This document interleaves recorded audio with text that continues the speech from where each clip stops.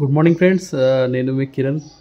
Uh, చాలా మటుకు మనం నెట్వర్క్ మార్కెటింగ్ బిజినెస్లో ఉన్నప్పుడు చాలా విషయాలు మనకి అబ్జర్వేషన్లో కనబడతాయి.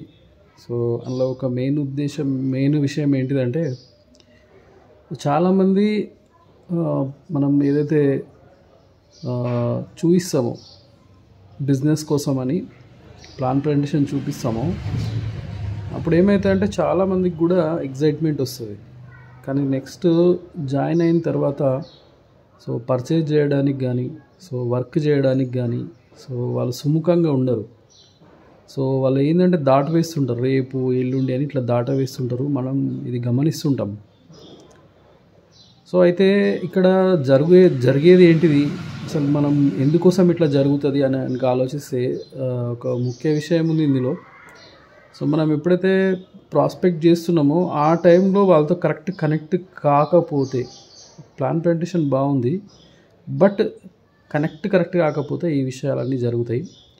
ఈ రిలేట్ కావడం అనేది చాలా ఇంపార్టెంట్. మనం ఆలోచిస్తాం ఏంటంటే, నిజంగానే వీళ్ళకి ఎగ్జైట్మెంట్ వచ్చింది, వీళ్ళు చేసేస్తారు, ఇక వీళ్ళతో అన్నీ అయిపోతాయి, వీళ్ళు ముందుకు వెళ్ళిపోతారని ఆలోచిస్తాం. బట్ అది జరగదు. కాబట్టి ఏంటిదంటే, మనం ఎప్పుడైతే ఫస్ట్ టైం వాళ్ళని కలుస్తామో ఆ 10-15 మినిట్స్ చాలా ఇంపార్టెంట్ అనే విషయం నాకు ఈ ఫీల్డ్లో అర్థమైంది.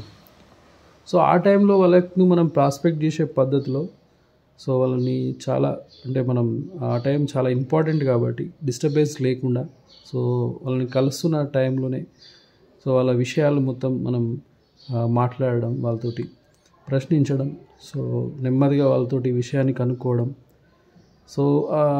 అసలు ఇది ఆపర్చునిటీ వాళ్ళకి అవసరం ఉందా లేదా అనే విషయం కూడా మనకి ఆ మాటల్లోనే అర్థం చేసుకొని, మన ప్రశ్నల ద్వారా వాళ్ళతో తెలుసుకొని మనం కనుక ఈ ఆపర్చునిటీని వాళ్ళ ముందు ప్రొడ్యూస్ చేసినట్టయితే వాళ్ళకి చాలా మటుకు అర్థమయ్యే అవకాశం ఉంది.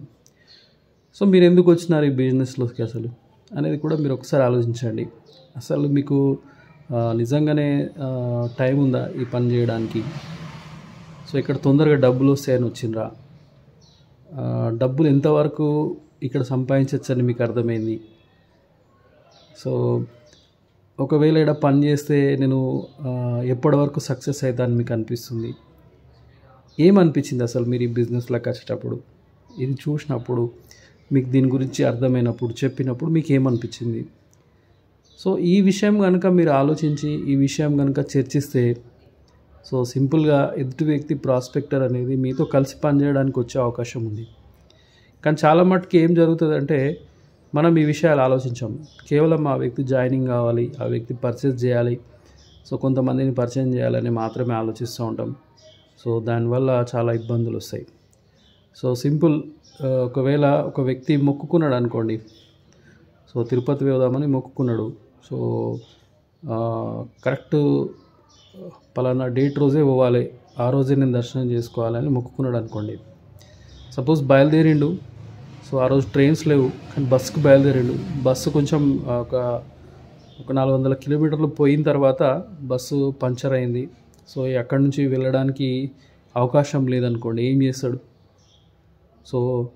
ఒక వ్యక్తి ఉంటే ఆయన ఖచ్చితంగా లిఫ్ట్ అడుగుతాడు, లేకుంటే అక్కడ ఏదైనా వెహికల్ ఉంటే పోవాలని చూస్తాడు. ఎంత ఖర్చు అయినా పర్వాలేదు, నేను పోవాలని చూస్తాడు. అక్కడికి వెళ్ళి దర్శనం చేసుకోవాలనేది పాయింట్ ఆఫ్ వ్యూ ఏదైతే ఉందో ఆ టైం కల్లా చేరుకోవాలనే దానికి ఎక్కువ ప్రయత్నం చేస్తాడు, వెళ్తాడు కూడా. అప్పుడు ఇదంతా ఆలోచించాడు. కానీ ఎప్పుడైతే నిర్ణయించుకుంటూ పోవాలని ఆ టైంలో తెలియదు ఇబ్బందులు వస్తాయని. కానీ ఇబ్బందులు వచ్చినా కానీ అక్కడికి చేరుకోవడానికే ప్రయత్నం చేస్తాడు. ఎందుకోసం అంటే నిర్ణయించుకున్నాం, అది వెళ్ళాలని నిర్ణయించుకున్నాం కాబట్టి. ఇక్కడ కూడా సేమ్ టు సేమ్ మనం నిర్ణయించుకున్న వాళ్ళు మాత్రమే గమ్యానికి చేరుకుంటాము. ఆ గమ్యానికి చేరుకునే టైంలో పరిస్థితులు వస్తాయి, కానీ మనం ఆ పరిస్థితులు ఉన్నప్పుడు కూడా ఎట్లా ముందుకు వెళ్తాము అనేది చాలా ఇంపార్టెంట్ అయితే విషయం. పరిస్థితులకు తల ఉంచినాం అనుకోండి, నిజంగానే మనం ముందుకెళ్ళాం. కాబట్టి మన మైండ్లో ఏదైతే మనం వేస్తామో అదే వస్తుంది. మైండ్కి చాలా విషయాలు తెలుసు. మైండ్కి కనుక మీరు 10,000 సంపాదించాలి ఎట్లా అంటే 10,000కి దాని ఆలోచన ఉంటుంది. ఒక 1,00,000 రూపాయలు సంపాదించాలి ఎట్లా అంటే దాని ఆలోచన 1,00,000 రూపాయలకు ఉంటుంది. కాబట్టి సో ఇవన్నీ విషయాలు మైండ్ గేమ్లో నిక్షిప్తమైనాయి. సో కాబట్టి మనం ఎప్పుడైతే డిసైడ్ అవుతామో అప్పుడే పని జరుగుతుంది.